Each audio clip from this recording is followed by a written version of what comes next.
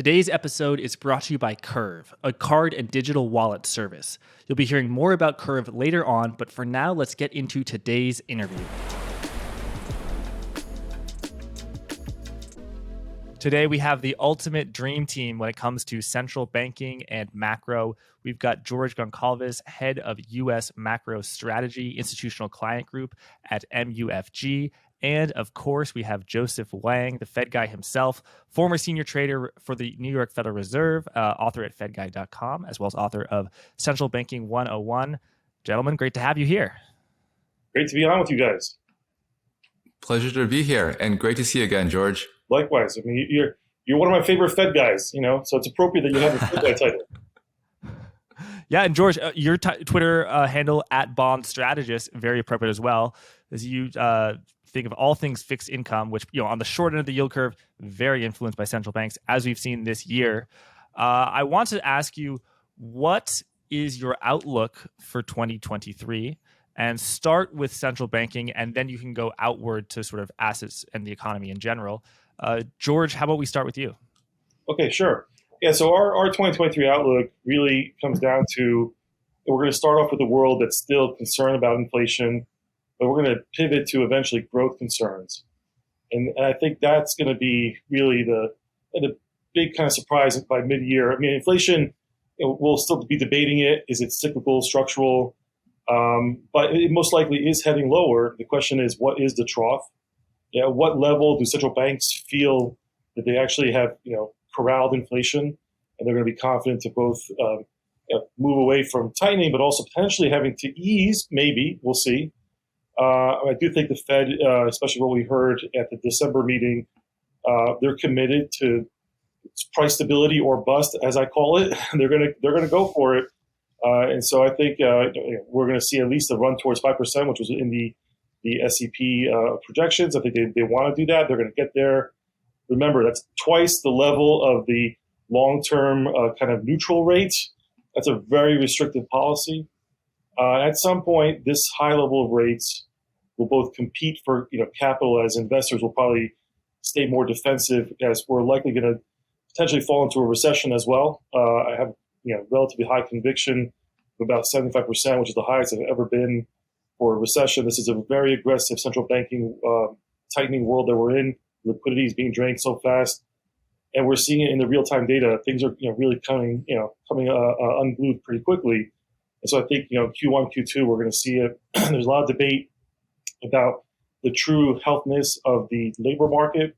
I think we're going to get more indications of that early in the year, but we're in this kind of ambiguous period in the first couple of months, weeks of the year that I don't think we'll know for sure. And I think that's where central banks will have this window to keep going as far as they can until either the economy breaks or the markets break or both.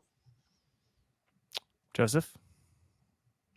So I think next year will be the year where transitory is defeated. So I agree with George's assessment, and he has a great slide deck, which I'm sure we're going to, and that we'll probably have a recession next year. But I think there's a big difference in how that recession will occur. So structurally speaking, so fundamentally speaking, when I think about recession is basically an economy is producing fewer goods and services this year than the last, right? It's not producing as much stuff. But that can happen in one of two ways. For the past few decades, it was always happening because there's less demand. So let's say you're a car factory and you're producing 100 cars a year. Next year, if you produce 90, usually in the past, it was because people were not interested in buying as many cars. That's why you produce fewer cars. So that's where you get your recession.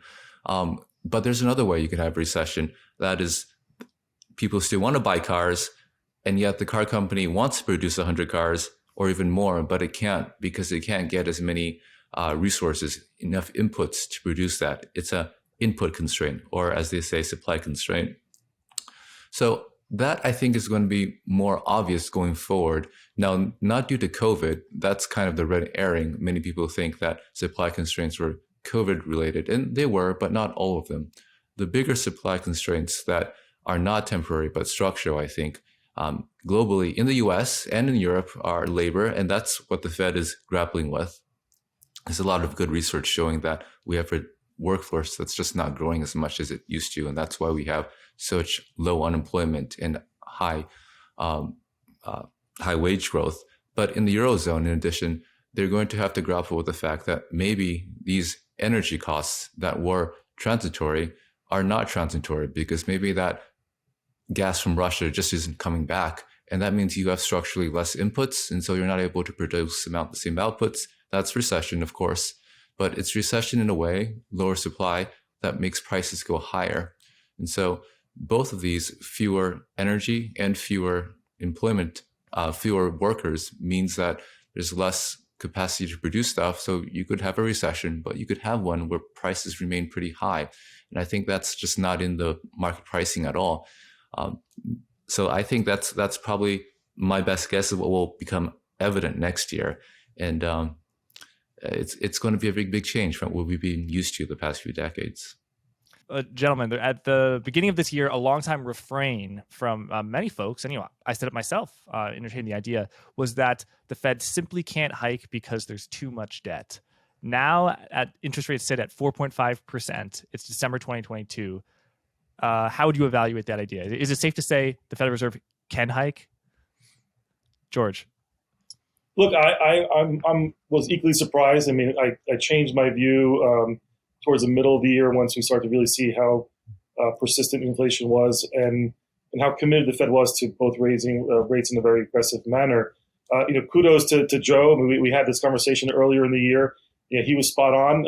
Going towards 4 was definitely the right trajectory. So, good work there, Joe. But I do think, one of the reasons why I think many in the marketplace and just in investors at large, have been skeptical of a Fed that would really, deliver on tightening versus just easing. We've lived in for the last 15 years, a low rate environment. The central banks, in theory, always had the markets back. And, and there was, how many memes were out there about, printers go burr, and just the amount of QE that took place during that time frame, especially post-COVID.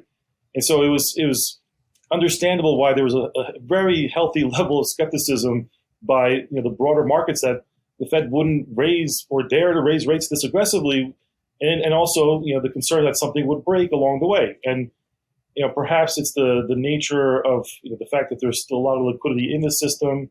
There's still people that are still with the kind of buy the dip and FOMO mentality that have not really allowed repricings to take place this year.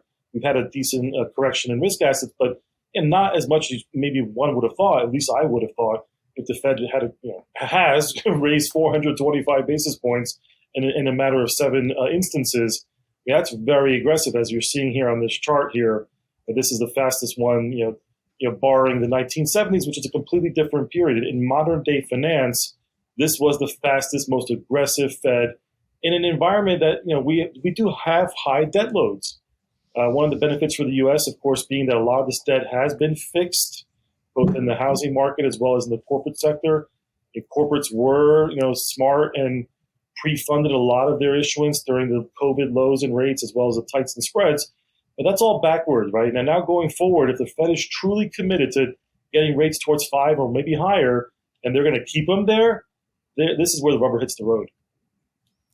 Yeah, this is absolutely a brilliant chart, George. The y-axis is the cumulative basis points, where 100 basis points is 1%. And the x-axis is the hike count, which is, I guess, the FOMC meeting at which they are hiked. Interesting enough, I think if the x-axis were months instead of hike count or years, it would be even more drastic, because December 2015, when that hiking process started, they went very slowly, and I think there were FOMC meetings where there weren't hikes. So yeah, this is a extremely rapid pace of hikes. Joseph, how would having been at the Federal Reserve, how does the Federal Reserve think about how rate hikes slow down the economy and fight inflation? Do you think that the Federal Reserve, it's Jay Powell looking at this chart, or just the chart of the Fed funds rate and say, "Damn, we did a good job this year," or do you think he says, "Wow, still a lot of work to be done"? I think he looks at PCE and CPI and at 6-7%. I don't think he's giving himself kudos yet. Yeah, that's inflation metrics. Yeah. Go ahead, yeah. Yeah. So the Fed has been pretty transparent. When Jay Powell is asked how he thinks that monetary policy affects inflation, he talks about three channels. He talks about, of course, financial conditions, so things like the wealth effect. So people feel poor, financial conditions tighten, equity markets down. He talks about its impact on interest rate sensitive sectors like housing. And on those sectors like that, any sector where people have to borrow money to make purchases is strongly affected by interest rates. So it's housing, and that's autos to some extent as well. A lot of people buy autos on loans, and also through the exchange rate. So if you have a stronger dollar, according to some economic theory, let's say maybe stuff that you import becomes cheaper. It's not actually like that in practice because most things are already invoiced in dollars, but that's how they perceive it, it seems. So I share George's surprise that we got so far and nothing really seems to have happened. If you think back our last tightening cycle, and let's say we got to about almost 2.5, almost 3, and at that time I think it was about 2018 Q4. The equity markets were falling apart. There was no Christmas rally that time. It was just selling every day, and yet here we are much higher, and nothing seems to have happened. Maybe, as George suggests, that it really is just a lot of liquidity in the system. Maybe investors are, I guess, positioned differently, so they're not as vulnerable to things like that. I'm not sure, but it does seem like the financial system is a lot more resilient this time.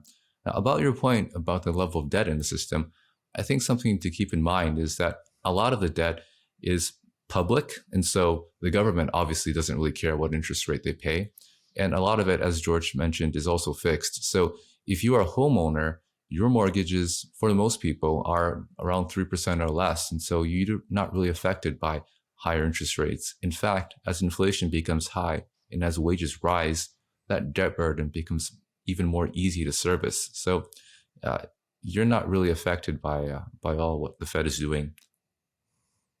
Right. And I think the point about duration is such a key point. How if you're borrowing and you're, let's say, borrowing money overnight, as Lehman Brothers did against its shaky collateral in 2008, you're vulnerable to interest rates going up, or in the case of Lehman Brothers, just people haircutting down their collateral. But the bubble, the debt orgy of the past 2 or 3 years has been so immense that so many corporates have financed themselves with long-term debt at very low rates. Nick Timmeros has written about this, and my favorite example is MicroStrategy. The sort of a company has a technology business that's shrinking, has a mediocre profit margin, yet it issued convertible debt that's not due until 2027 at basically at 1% interest or 0.5 interest. I mean, like, that company, is not vulnerable to interest rate rise. It later did do a deal when the bubble got a little bit less ebullient. But I mean, think of what Apple and Amazon did. I mean, Amazon was issuing debt that's not due till 2050. So that's a key point. Jack, to your point, the Fed has a financial stability report where they actually have a section on this, and they graph out the interest coverage ratio for the corporate sector. It's actually the highest in 20 years. So even though the Fed has hiked, everyone is able to easily afford their interest rate payments because the revenues have gone up with inflation. And as you noted, they've turned out their debt and borrowed at very low interest rates. Yeah, that's a great point, gentlemen. Now I'm going to ask you a point. It's tough to answer, but where do you think the Federal Reserve rates will be at the peak, the terminal rate, which now looks like it may be spring of next year, and also by the end of 2023? Do you think that rates are lower than that point? And I should say that the market now does. The market is pricing in, a cut or two from now until the end of 2023. Meanwhile, even though the Federal Reserve is saying it won't. And George, I know you've got some fantastic charts on this, so let me just scroll here. Yeah, this is what we've got here. And please feel to refer to any other charts. So George, let's start with you. Let's look at the dots. I mean, the dots obviously is a favorite pastime of all of ours. I'm sure Joe will relate to that as well. So this chart just kind of compares the last two estimates from the December meeting versus the September meeting. And the Fed forecasters, by and large, raised their estimates for where they think rates are going to be over the course of 2023. In fact, during the press conference, Chair Powell, specifically called out that 17 of the 19 folks that submitted have rates at 5 or higher. As you can see there, that little purple cluster in the 2023 area, is basically most of the dots are above 5. Only 2 are under 5. And in a way, Joe, I kind of joked around. This kind of looks like a subliminal message. It's like an upward arrow or a Christmas tree. I don't know. It looks like the Fed is they're coordinating like higher. That. It's like if you really look at it closely, it looks like an up arrow. But anyhow, look, the intent is 5%. I think that as long as market conditions and the economy are not completely falling apart by late Q1, early Q2, they're going to do that. Beyond that, I have less conviction. I do think that we're going to see a pretty big slowdown. And look, we don't know how equity markets are going to finish the year completely or start the year, and because of that, I think that the rate of change matters a lot. You referenced 2018, that last couple of weeks of the year, things moved very quickly, and then we got the infamous Powell pivot.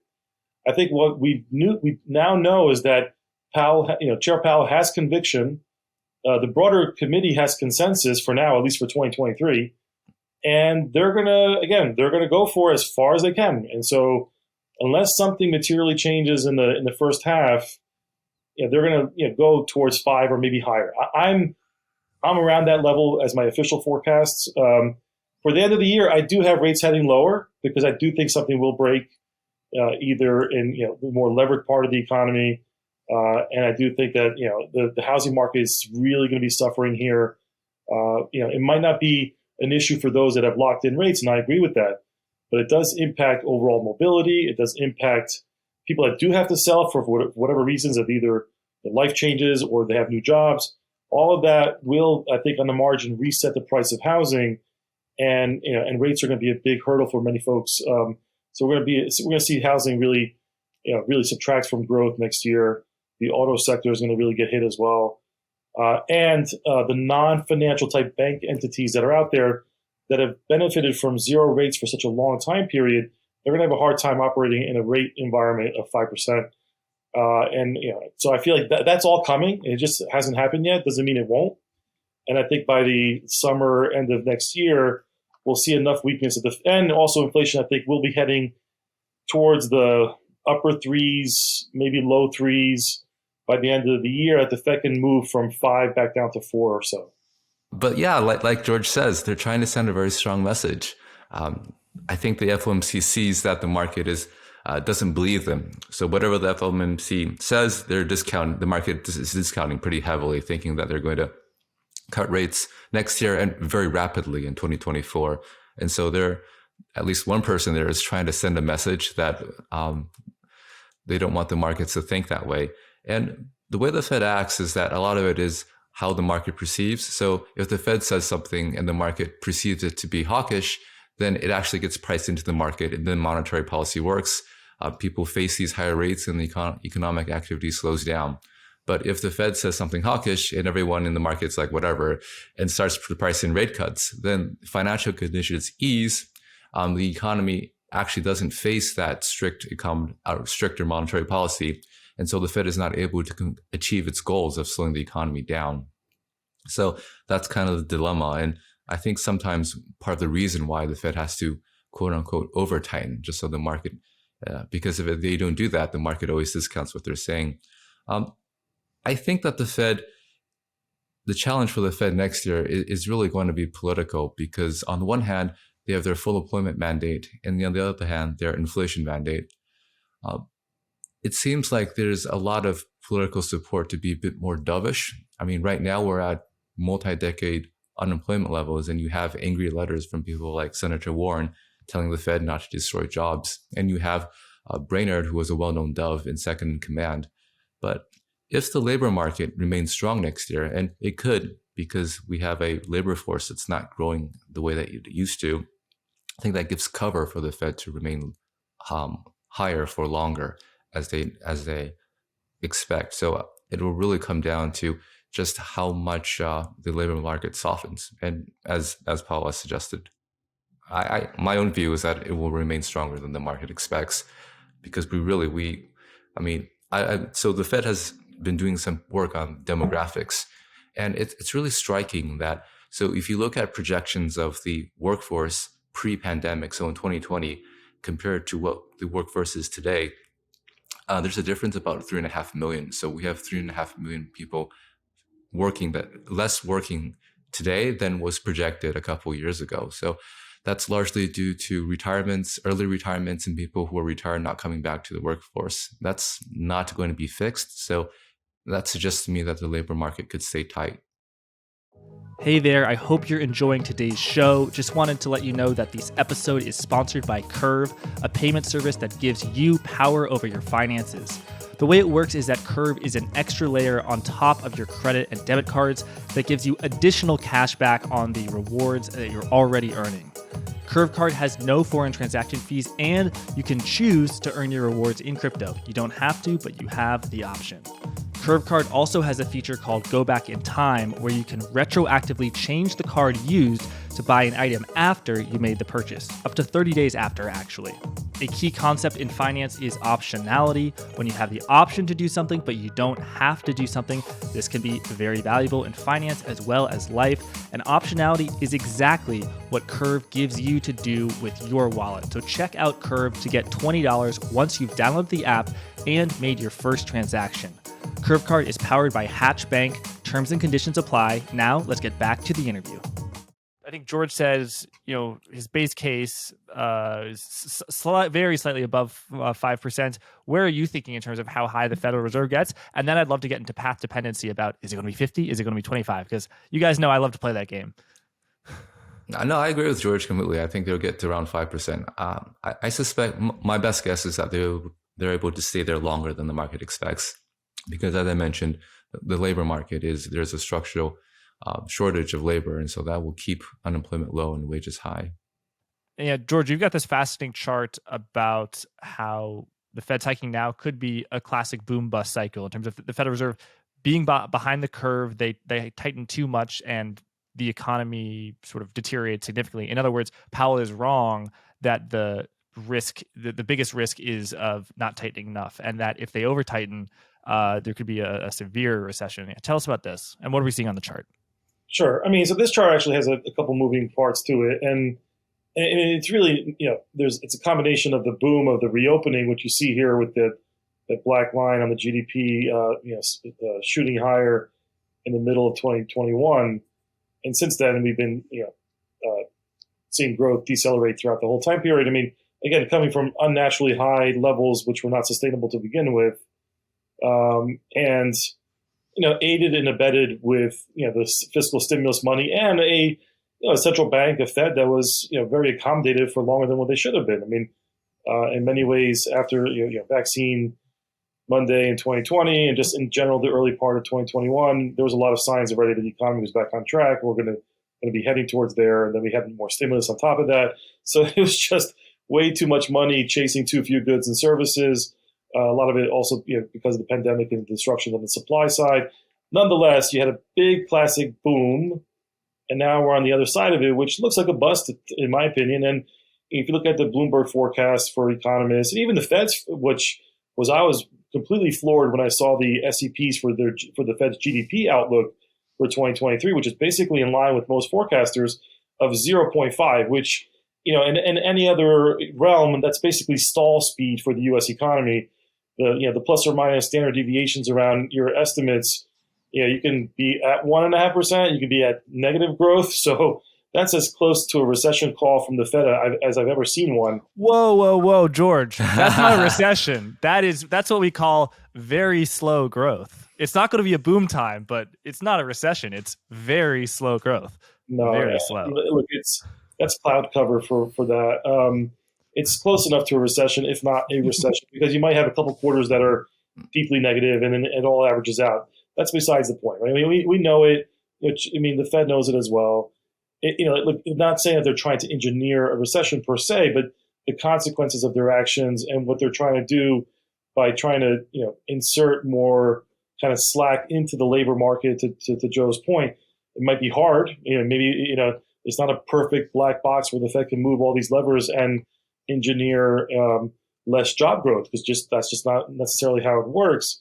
They're trying to make financial conditions tighter. They're trying to make the cost of money more expensive, and the quantity of money through less liquidity, less available. All that is part of the the big tools that are hard, and they're not super precise, and they take time to work their way through.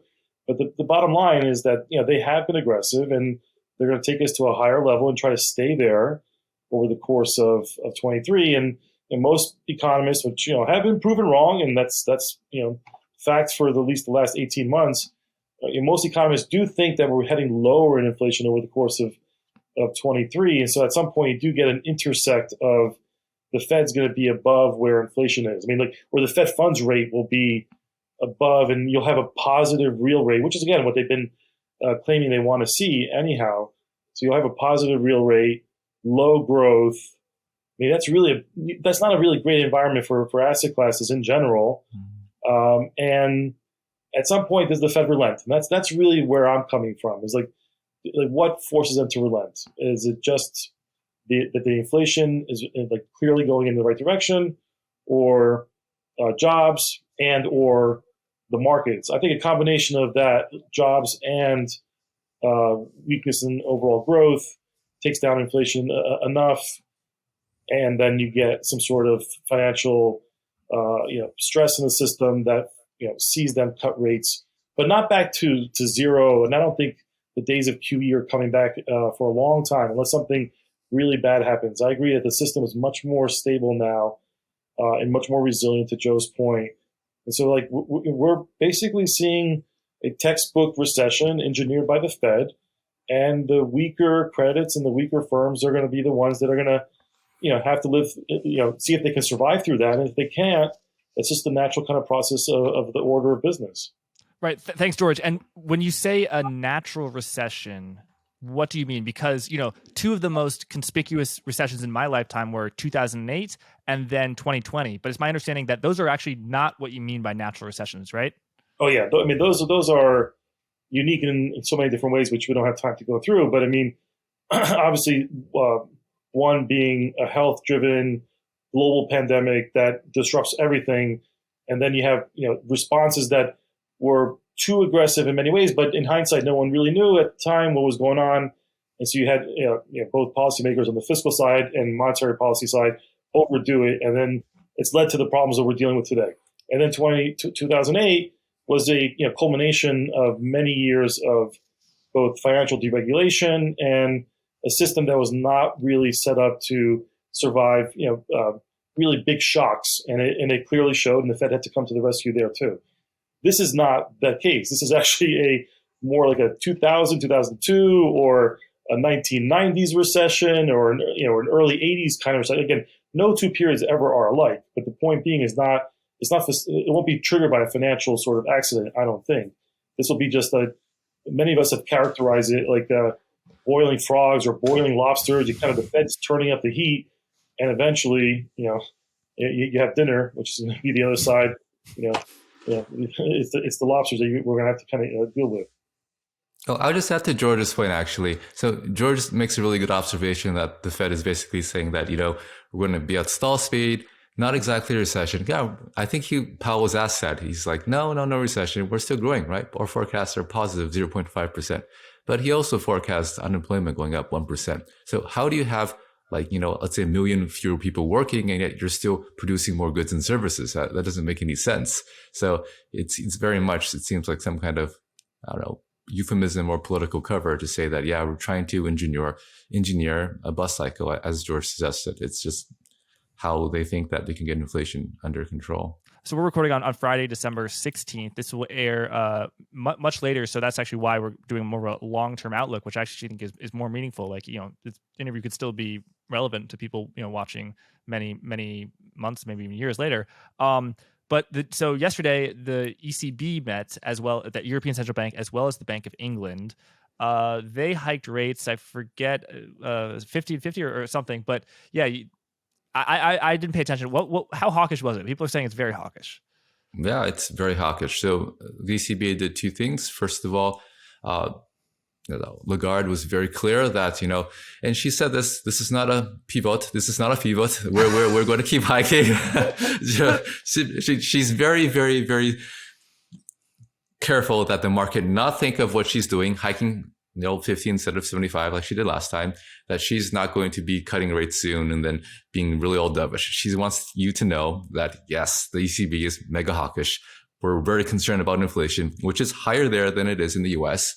So they're going to keep hiking. So they don't want people to price in rate cuts. That's what they don't want to do. They want the market to price in. Remember what I mentioned before, a lot of central bank policy impacts to market expectations. She wants the market to price in higher interest rates to slow down the economy so that the inflation will go away. And she does something else. She says, we're going to do a little bit of QT.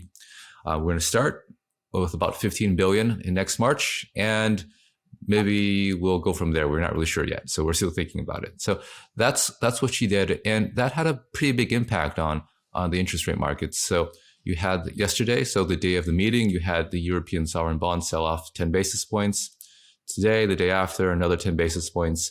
And we were just talking with George about this earlier, and global sovereign bond yields are connected. So if you have the ECB doing something like that, doing QT and making Eurozone sovereign yields go higher, that's going to drag interest rates higher in the US as well.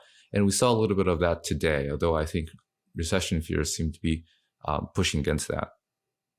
I want to explore a topic, which is it possible that central banks can maximize their optionality about tightening financial conditions without actually having to tighten, and then sort of trick the market? So if I was a central banker, I would want the market to believe that I wouldn't cut up until the minute that I actually do cut. That way, financial conditions could remain tight and inflation would go down.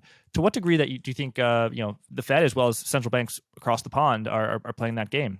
George, and then Joseph. Sure. I mean, look, I think the official forecast that we got from the SEP is a version of that sort of forward guidance. I mean, and the fact that the messaging has been consistent.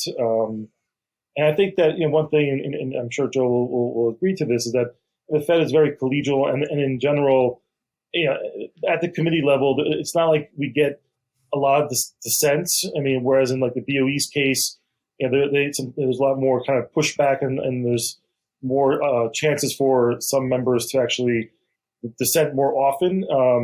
I think that the FOMC will probably stay unanimous and hold together as long as they can about that we're going to keep rates high, and once they get to a pause, whatever number that is. So, they'll get to a high level rate. They're going to eventually have to deliver the message that they're not hiking, but they're staying at a high rate because they truly want to make sure that inflation, the job of fighting inflation is done. It's going to come mostly through the Fed speeches, through the communique, through the official documents that are released after the meetings, the minutes. Anything and everything that the Fed can do over the next 6 months to convince markets that they're in it together, they want to get the job done, and they're not going to waver. I think that's going to be the messaging, and it's going to be at some point it's going to be a hard message to deliver convincingly, because I do think inflation is turning lower. Now the question, it's turning lower mathematically, just because mathematically it's hard to have the rate of change get higher and higher unless you have a spiral of prices. So we're going to see a slowing down of inflation. It'll still be high compared to the Fed's mandate, but nonetheless heading in the right direction. So that's going to be this kind of challenge for them to sound convincing while inflation's heading lower and the economy is weakening. But I think they can do it for 3 to 6 months once they hit their peak.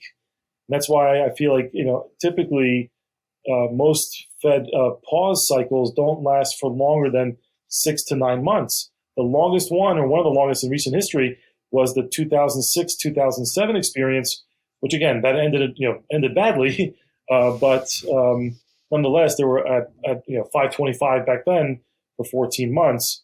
I'm not sure they could pull it off for a full year. So I think that's kind of what they try to do. Jack, they try to implement monetary policy by shaping expectations. But the thing is, if you don't carry out what you promise to do, you lose credibility and people won't really price that in anymore. Jay Powell has a well documented instance of being a big pivoter in 2019, when in 2018, December dot plots, he was telling everyone that he's going to hike rates. It's going to be pretty hawkish in 2019. And then in the first quarter of 2019, 180, cut rates significantly. And, if that just kind of shows that sometimes forward guidance is not super reliable. And that actually made a lot of people in the market really mad. I remember being at the Fed then, and we got a lot of angry phone calls by people who lost a lot of money thinking what the Fed would do, what the dot plot would do. So that's one thing. But I'd also note, though, that when the market is forming their expectations, they oftentimes predict the future based on what they saw in the past. And in the way that I look at this is that, let's say, post 2008, if you look at the short-term interest rate futures, then they were always thinking that the Fed is going to go to 4% pretty quickly. And that's how the Fed was in the past. So they were thinking that the future will look like the past. Well, they didn't know then that the world has changed and the Fed basically stayed at zero for a decade. Maybe we're doing the same mistake today. We're thinking the Fed, because in the recent years, they're always cutting whenever the stock market goes down, maybe they'll do that again now. So maybe there's some bias there as well. So that together makes it hard for the Fed to kind of shape expectations. Bonds were like a very good investment because you were having like a positive slope in yield curve, but the hiking was never realized. And now you're saying it could be the opposite, and they could stay high. Yeah, that's what I suspect. There could be some changes on both. I mean, I look at it in a couple of ways. Supply and demand. I'm sure George studies a lot as well. The supply of Treasury securities going forward is pretty high, not just in the U.S. Globally, you have a lot of supply in the Eurozone as well. And and if inflation is structural because of fewer, say, labor and energy, then you could have inflation stay high as well. So together, that's a combination for high rates from my perspective. Yeah. Now I want to pivot, no pun intended, to this excellent chart from George and FUMG, just on how he sees the cycle. So high inflation limits policy flexibility in black. We had that earlier this year. The Fed tightens in purple. We had that in spades. Real rates surge. That's the real rate reaction. Then in gray, we have financial conditions, FCI, tighten. That's where we are now. However, there's kind of been a turn in financial conditions. Financial conditions have eased. So I want to get both of your views, but Joseph, you first. Talk about what are in financial conditions. It's the dollar, credit spreads, equities, but which are the most important to? And I know you read Hawk, the Fed's financial conditions or monetary policy report, where they talk about financial conditions. And I remember in the summer or late spring, they said, equities are still too high. They're still richly valued. What are they saying now? And, what might we presume the Federal Reserve thinks about the going up in the stock market? Because that's what people talk about. When Mike McKee from Bloomberg asked the question, financial conditions have eased over the past, month or two. What do you think about that? I think that was Mike McKee sort of giving a T-ball to Jay Powell if he wanted to swing it out of the park and have a grand slam just to trash the market, have credit spreads blow out, forward interest rates go up, have the market believe them, and equities, of course, decline severely. But to me, that was the one instance in the December FOMC meeting in which Powell kind of wavered, and he didn't really go for the kill. So yeah, both. I just want to have this chart up so our viewers can see it, and then dive into financial conditions, about which Joseph, a lot, and George, your charts following, which we can get into, are also excellent. Yeah, it's a great chart. It's like the circle of life for the for the Fed. Jack, you make a really good point that Powell really was teed up. If he wanted to, he could have slammed the just slammed the market down, saying that I want to be more aggressive. Financial conditions are too easy, and so forth. And financial conditions are a combination of many things, like you suggested: spreads, equity prices, dollar, and so forth. And this question was posed also to John Williams today, actually, and he answered it similarly to how Powell answered it. It's like, yes, financial conditions. Yeah, well, he didn't really focus on them loosening over the past few weeks, what he focused on was that they're a lot tighter over the year, which they are, of course. Interest rates are a lot higher over the year. I mean, look at things like mortgage rates. So I guess they're hoping that even though financial conditions have eased over the past few weeks, that they're at a level that they're tight enough to constrain the economy. So I think they're operating on the basis of, as you suggested earlier, there's some kind of R star where you get there and you're above it, you're becoming more restrictive. And maybe they could be right. So just to add a little bit why I don't think that R star is a very useful concept. When you're looking through interest rates, you're really only caring about people who are constrained by interest rates. And more and more of what's happened in the economy is done by things like government, which is not constrained by interest rates at all. And so you have tremendous fiscal spending. And how do you figure that into your framework? They're not constrained by financial conditions as well. And also, when you're talking about things like the natural rate of interest, there's some path dependency to that. If you already have a lot of people who are locked in at, say, 3% or below mortgages, how does tightening financial conditions affect them? So it's going to be a big experiment to see how that framework works going forward, because of these concerns that I've mentioned. But if they're right, then yeah, financial conditions are loosening, but they're still really tight, and maybe they're tight enough to bring inflation down. And certainly there's evidence that suggests inflation is abating. Yeah, look, I'll pick up on some of the things both Joe said and then what you said at the beginning, Jack, that in the press conference, FCI did come up a number of times by some of the reporters asking questions. But even in the opening remarks, Chair Powell did mention something. He did say it's important that over time, they, meaning financial conditions, reflects the policy restraint that we're putting in place in order to return to 2%. I mean, Joe will, I think, attest to this. That's as nice of a way of saying, hey, market, please listen to us.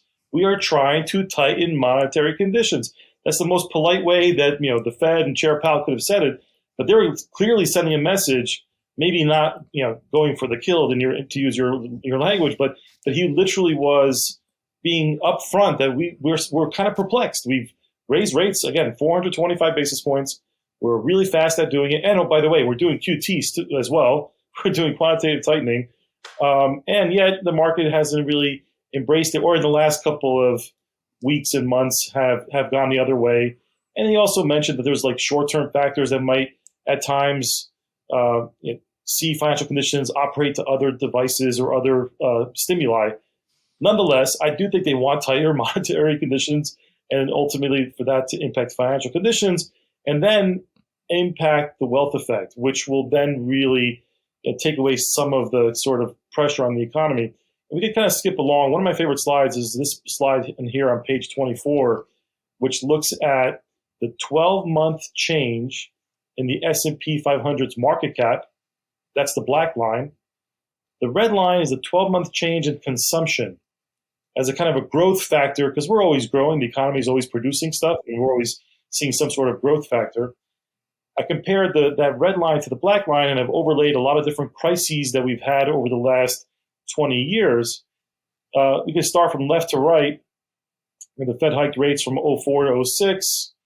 We had minor kind of ups and downs in the market, but it really only once we got into the deep heart of the financial crisis that we saw a big drawdown in market cap of the S&P. And so when you saw a $5+ $6 trillion loss, which was big back then in percentage terms, but you and I, all of us, we don't consume percentages. We consume nominal dollars in our portfolio. And so when we open up our brokerage accounts or any sort of financial accounts, we don't think we're up 20%. We're like up X dollars. And when we're up X dollars in our head, and many studies have been done on this, that there's a wealth effect that if you feel richer because your portfolio of assets have gone up and you see it in dollar terms, you might be more willing to go spend on durable goods, take another vacation, add to your home, or upgrade your home, or whatever the case may be. So wealth effect does work in the economy, especially in the Western economies like the U.S. and the U.K. Less so in Europe and Japan, but definitely in the more Anglo countries, Australia, and so forth. So when you have a big wealth effect or a drawdown in the other direction, you would expect to see less consumption and vice versa, right? And you saw that in the financial crisis. That red line did dip for the first time, and that was very unusual. Then you kind of fast forward throughout the decade of 2009, 2019, we had ups and downs in the stock market, but the consumer was pretty resilient. So you had mini drawdowns, or markets stopped going up for in 2015, 16 before we had the big impulse higher. We saw the impacts of QT1 in that December of 2018 period, which you can see there kind of vaguely. The little black line went down, and then we had the Powell pivot, and then the market came right back again. Then, of course, we had the COVID shock, which both impacted directly consumption because it was things were offline, and you had a big drawdown in the stock market for just 3 weeks, and then we saw the stock market more than double in the course of 12 to 15 months. All of that kind of ebb and flow, I think, is impacting the way that both investors and consumers think, because they saw their wealth get hit, but then they saw their wealth completely inflate so quickly over the course of the last 18 months that they haven't felt the shock of this year. In many ways, like the whole idea of long and variable lags of when the Fed tightens, like that, I think, is a true testament this year that we haven't seen the full effect of how much tightening the Fed has done, because it hasn't worked its way through the system. But we've had a drawdown. I mean, look at the black line where we are now. We've had about a 8 to, depending, a 10 trillion, depending on which metric you look at, drawdown in wealth from the stock market. And consumption has come off a little bit. I argue that if we stay at these more depressed levels in the stock market, or potentially head lower, and if we actually do fall into a more proper recession, and then corporate earnings get hit, and you get the kind of natural recession, I think that at that point, people look up at their portfolios, they look up at their overall wealth and their outlook, and they're like, oh, maybe I'm not that wealthy. Maybe I'll consume less, hire less people. And that's the way it should work. And it's going to be a huge experiment over the next 6 to 9 months. This is really what the Fed is getting at, I think. This wealth effect is particularly sensitive for companies in tech, for example, because one of the ways that I think about this, the tech companies basically hire people and pay them in stock. So they basically print stock, and that's their currency. And so when their stock price is high, they can go out and they can lavish these, catered lunches and go out and hire a whole bunch of people. And now that their stock is lower, well, in a sense, their money printer is running out. So they're having layoffs and they're cutting back. So there's definitely that wealth effect that feeds through into the economy. Yes. And, to the extent that people were quitting their jobs so that they could day trade SPACs because they made so much money day trading SPACs and they were spending a lot of money. So not only were they spending more money, but then the labor pool is smaller, so wages go up even more. Now that the stock market is falling and day trading SPACs has not done you well, unless you've been short, so now people are less wealthy, and they might go back to work. George, I love this chart. I think the black line is the S&P 500, which is only stocks, but then there's also the world of bonds, where the destruction there has been particularly noticeable. If you invest in like 30-year Treasury bonds, you're down close to 30%, and if you did ask a month or 2 months ago, it was even more. How much do you think that plays a role in the wealth destruction, or is it only stocks? I think they both play a role. I mean, it's the classical issue of the 60-40 bond portfolio did not work this year. Bonds typically were a hedge, but they were a hedge because rates were declining all throughout the last 30, 40 years. And there was enough of a starting point at each economic cycle that if, stocks went down, typically that was in the recession, and bonds would rally.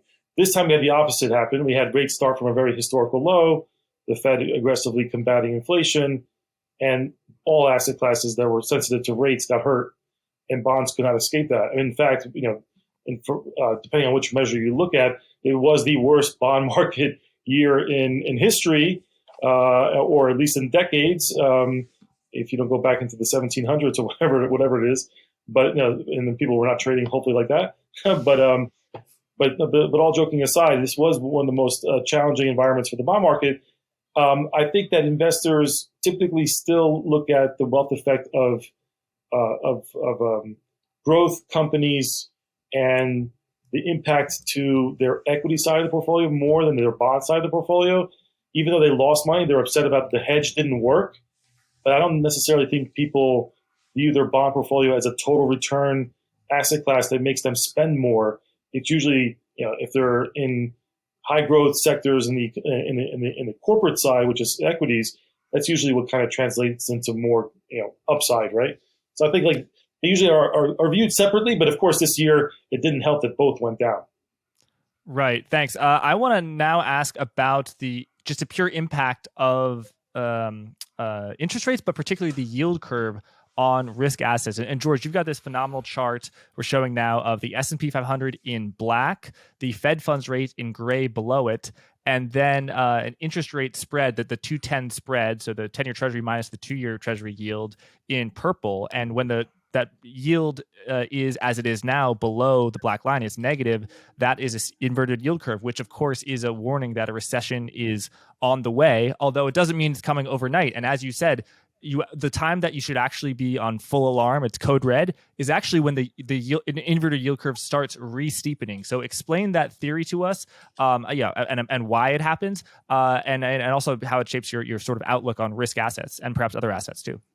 That's right. So this is one of the reasons why investors are viewing that if we get to a pause and the economy can handle these higher rates, so long as the Fed's not cutting rates, because when they cut rates means something broke, again, either in the economy or the markets or both. So if the Fed starts cutting rates or the curve, or if the bond market starts to anticipate that this recession is very much here and coming very soon, and then bond market starts to re-steepen the curve on its own before the Fed even cuts, which has happened before too. When that starts happening, that is the early warning signal that we're either in a recession or going into one pretty soon, and that's obviously not great for corporate earnings. And so the shape and the speed of the curve shifts are super important. We've had these kind of very smooth, long cycles, as you can see from the 1990s, really up until 2020. Up until like 2020, 2021, it did feel like all curves were kind of natural. So in the sense that the Fed cuts rates, the curve steepens. You see that with those pink shaded bars that I put on there. So the Fed funds rate goes down, which is that gray line. And then the curve was steepening. Initially, there was a bull type steepening that happened in the 1999 through 2001 period. But all throughout that 2000, 2002 period, stocks were heading lower. They just didn't matter. It didn't matter. The Fed was easing. The Fed was easing because things were getting worse. And I think people forget that. That was the classical kind of recession that I was referring to earlier. Then we had the financial crisis, which was much faster. The Fed cut quicker. We, again, also had a pretty big bull steepening while that was happening. And then from like 2009 again through 2019, the curves just got flatter and flatter. There was one instance of a bear steepening that happened around the taper tantrum in 2013. But outside of that, it literally was always on a flattening posture because A, the Fed had rates at zero for a long time, and then there was a reach for yield.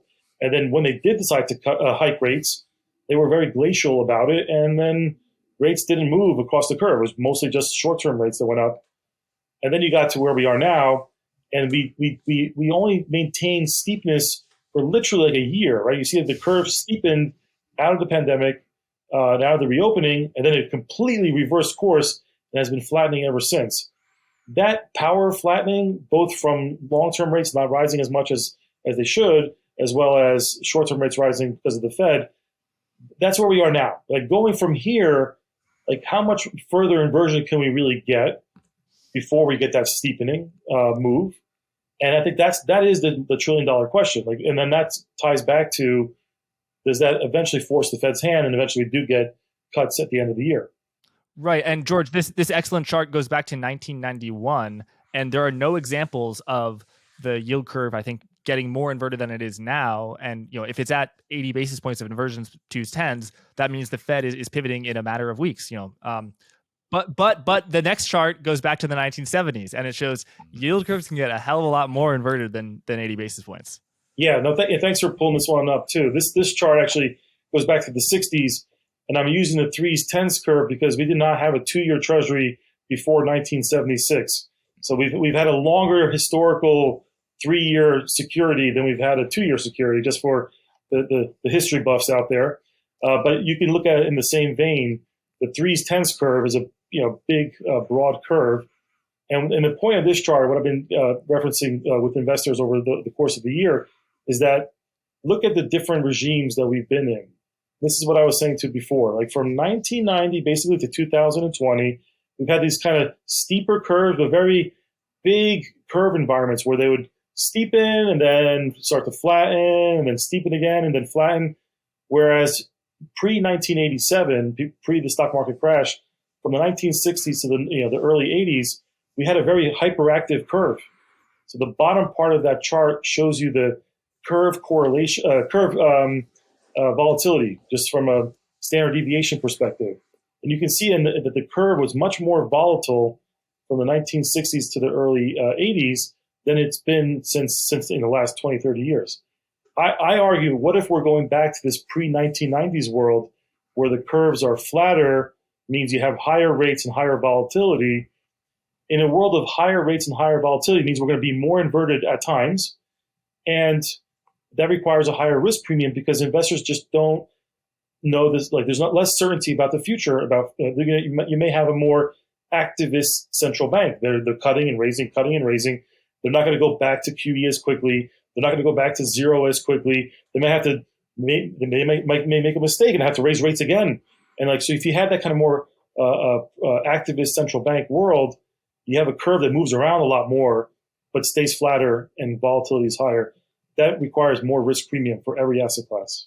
I agree with George, and I think what's interesting to note is that when we had this mega inversion in 60s, 70s, we also had very high inflation back then. So I think that's the key. There's a higher inflation regime, and that affects the reaction function of central banks, and that could, as this chart suggests, lead to more inverted curves because the central bank is hiking rates aggressively to try to tamp down on inflation.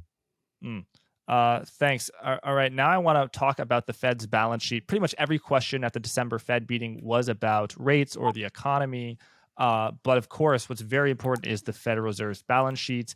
It buys assets, treasuries, mortgage-backed securities from the commercial banking system when it's doing quantitative easing, when it's doing quantitative tightening, which it's doing now at a level which is theorized to hit $95 billion per month starting September. It's not there now, and I want to ask you why. The Federal Reserve is not selling the treasuries and mortgage-backed securities. It's merely letting those that are going to mature expire and then not buying them back. So both of you know a tremendous amount about the Fed's balance sheet. How have you thought? How have you thought of the effects of quantitative tightening so far? And also, I'm an amateur, like a lot of people analyzing this, but I'm looking at the Fed's holding of mortgage-backed securities and just the Fed's balance sheet in general, and it doesn't look like it's moving a whole lot. So both those questions. Let's start with you, Joseph, and then George. So, the Fed has this maximum limit of 95 billion, as George's chart shows. They're never going to be able to hit that because for mortgages, for example, that is in part determined by how frequently people prepay their mortgages. So when you prepay your mortgage, you take out a new mortgage, repay the old one, and the old one, which is held by the Fed, gets repaid. And so that helps them do QT. But the prepayment so far, because mortgage rates are a lot higher, have been lower, pretty low. So they're going to fall short on their mortgage limit. It's not a target, it's a limit every year. So you're not really going to be able to do that. But with respect to QT in general, though, I think there's a good historical analogy. There's a very good podcast by Joshua Younger on Odd Lots, and he talks about historical precedent where the Fed owned a whole bunch of treasuries and was trying to get out. And that was in the 1950s when they were basically doing yield curve control. And now they wanted the market to have a bigger role. And it was a struggle back then to figure out just, how do we get people to buy all these securities? Who's going to do that? And then there was a recession around then, and that kind of bailed them out because when there's recession, there's a lot of people who want to buy treasuries. And I think a little bit of that is happening now. There's a lot of people who think recession and then think buy treasuries, and that's putting a lot of demand in the treasury market and making QT go a bit smoother. In the latest flow of funds statistics, now throughout the year, I've been wondering who's going to be the new marginal buyer of treasuries now that the Fed is stepping out and commercial banks are stepping out. It looks like the new marginal buyer so far in Q3 has been households, and that's a category that includes people like hedge funds, private equity funds, and private trusts as well. So I think, though, that this concern for economic weakness is helping QT go smoothly. So we've been seeing some improvement in the treasury market in the past few weeks. Thanks, George. Yeah, tell us what we're seeing on this chart here. So the purple is U.S. Treasury holdings and of the Fed. Black is mortgage-backed security holdings, or maybe do I have the background? Yeah, tell us what we're looking here and what's going on. What do you mean by mortgage-backed security roll-off continues to zero? Yeah, so this is more just a hypothetical, stylized example. The solid lines are the actual holdings and the increases that took place over time, where you can see during the QE post-COVID was massive. Then the kind of gray box in the middle, that's the QT 2.0. Because remember, this is the second time the Fed is trying to shrink their balance sheet. The first time didn't go over as well, or didn't really come to completion, largely because both there was a Fed pivot to Joe's point, and they started cutting rates, and then you also had the whole repo crisis, and then of course COVID hit. And so like this time around, they're looking and they want to shrink the balance sheet. I think they need to. In many ways, you can look to the RRP and view that there's just too much liquidity in the system. They should try to at least shrink $2 trillion at a minimum, I think. And this is just the way just looking at it mathematically, I think you could do that. But in order to do that, when you have a world as Joe described, where it's hard for mortgages that are not prepaying fast enough, most of the burden is on the Treasury side. I think and what I'm showing you here on the beige, which I'll get to in a second, I think over the course of 2023, I think there's been, just like people have been trying to call that the Fed should stop raising rates. There's been many folks that have been saying they should stop QT as well because it's disruptive. I mean, it's not disruptive in my view when you still have $3.5 trillion of excess reserves in the system and $2 trillion in RRP. There's still a lot of liquidity out there. So I think that QT will continue over the course of the year until something either happens in the economy or the markets or both, like I described. And that's why what I'm showing you on the second part, towards the right of this chart on the beige, this is my view. This is not official Fed policy. It's more my assessment that at some point, if you take the Fed at face value, they want to get out of mortgages, and they could let them continue to shrink. Let's say that the Fed is credible, the Fed wins the war on inflation, we don't get a second round, or inflation's low enough that they can eventually cut rates a little bit, not go back to zero, but cut rates a little bit lower. That could help mortgages prepay. And then this is a lot of assumptions in this diagram, but the point being is that I don't think rates are going to stay elevated at these levels forever. Eventually, they come down a little bit, and then the Fed could stop shrinking the Treasury side, and actually that helps with the overall kind of who's going to be this marginal buyer of Treasuries issue. And some of those funds would come from the mortgage side. They've done it before where they take mortgage proceeds and they buy Treasuries. My view is that at some point they could do both for the course of 23, but if we get into a recession and weakness, they'll probably stop one. And if they're going to stop one, it's probably the Treasury side, less so the mortgage side. And they'll allow the mortgage program to continue to just naturally run off over time. Guys, I want to end this conversation where we began, which is your 2023 outlook. And I think so much of this hinges on inflation. So I'm just going to use George's chart. This is headline CPI, the consumer price index. And the red line is realized year over year increases in the CPI, what people commonly talk about when they say inflation. And then the various lines stemming off from that are assumptions. So the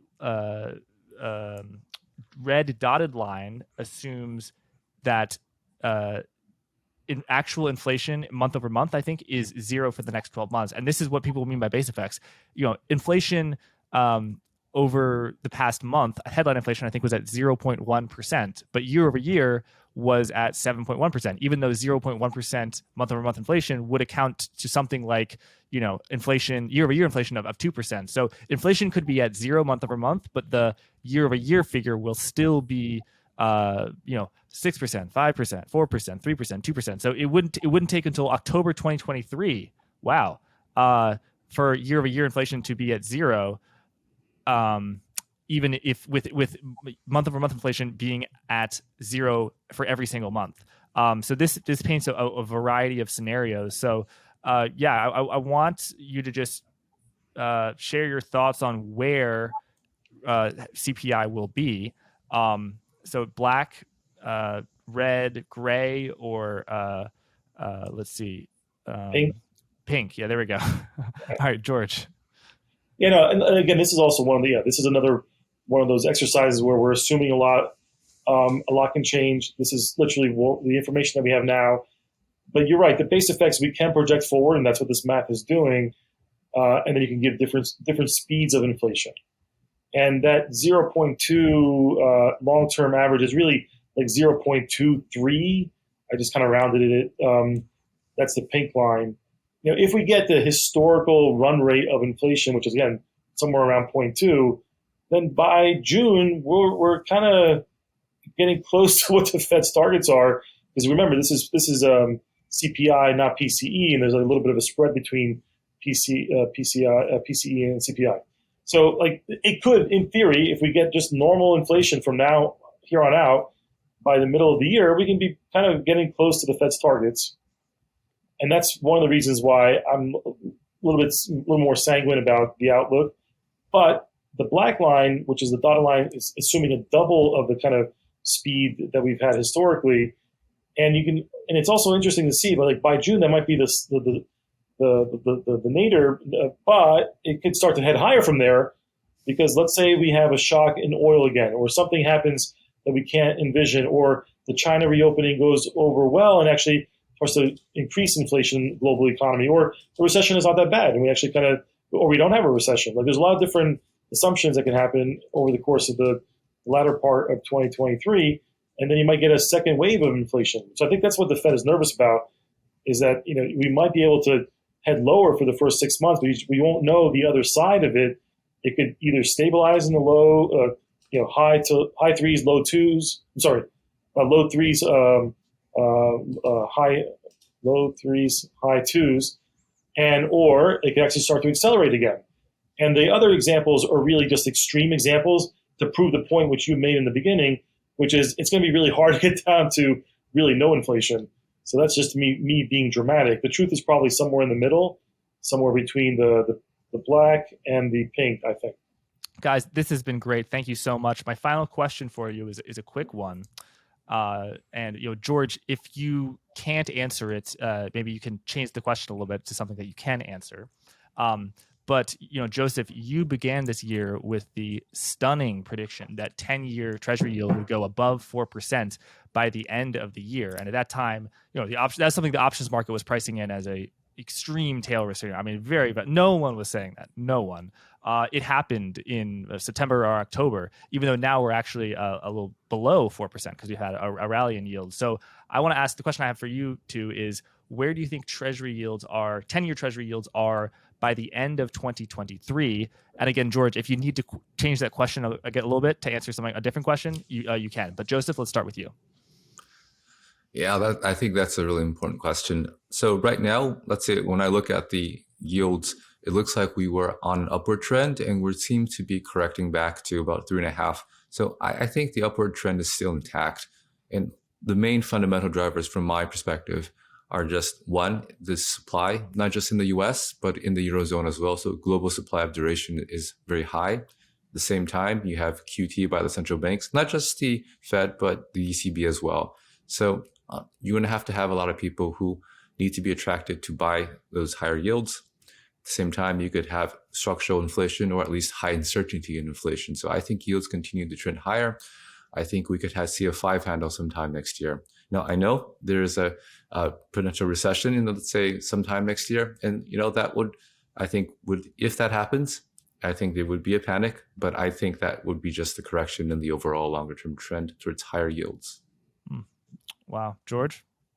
Look, so, I'm not completely against that view. The only thing different, I think, is that, and again, as I mentioned at the start, Joe did nail it, good work. But here's the thing, like, this year was the rate shock year. Next year probably will be the credit shock and risk market shock. And it's also coming at a time where people still are kind of skeptical and I do think the Fed's going to come in and ease and save the day. And so, yes, markets have this tendency to always try to rally, more so on the risk asset side, but treasuries rally too. Now, if we move into a world where we have another year of losses, at that point, I think animal spirits finally do give way. And at the same time, because of all the supply that Joe described, which I agree, both from QT and just the need for issuance for all these sovereigns, and corporates will come back to the markets again, I think. You're going to see a lot more fixed income supply, and that is going to crowd out other investment types. And at a time where there's less liquidity from central banks, which we've been accustomed for decades, we're going to go. This is another textbook thing we're going to have, most likely, a crowding out effect. We're going to have capital move towards these high quality liquid assets that are going to be offering relatively high yields, which we haven't seen for decades. And that higher yields will attract a lot of capital, which will make it hard for rates to really sell off, because at the same time, you're going to have that recession fear in the background. So I think, in many ways, the bigger shock has happened already in rates. We can grind higher. I think we have at least one more bond market sell-off before it's all said and done. But by that happening and then having a recession very close nearby, that the capital is going to leave from risk assets and really support the bond market next year. And I think that will cap how high rates can really ultimately go. Thank you, George. Thank you both. This has been a fantastic conversation. George, your Twitter handle, if people want to learn more, is @bondstrategist. Joseph, you are @FedGuy12 on Twitter. Your writings can be found on fedguy.com. And of course, you are the author of Central Banking 101. All right. This is a kind of a silly question, but I'm just going to throw it out here. So in March or April, the benchmark interest rate is going to move from LIBOR, London Interbank Offering Rate, to SOFR, Secured Overnight Financing Rate. And probably everything's going to be okay. This is somewhat of a silly question, somewhat of a joke, but what are the odds of a sort of a Y2K 2000 scare of, oh my God, these hundreds of trillions of dollars worth of derivatives, it's they're now tied to this different thing, and there's a serious sort of crisis. So again, somewhat of a silly question, but hey, you never know. Joseph, you first, and then George.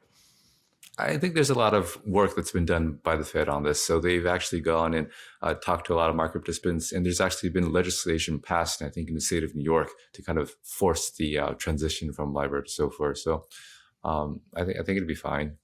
And by the way, if you are using LIBOR, they were just kind of calculated differently so that it's SOFR plus, I think, 26 basis points. Yeah, look, that's right. There's been so much work, and it's a non-event, in my opinion. I think the markets have been prepared for it, and it's not something to be really concerned about. We can debate the merits of what SOFR is and what it captures in terms of information value, but I don't think it necessarily is a bad omen for anything. And if anything, and again, it's been in place for multiple years now.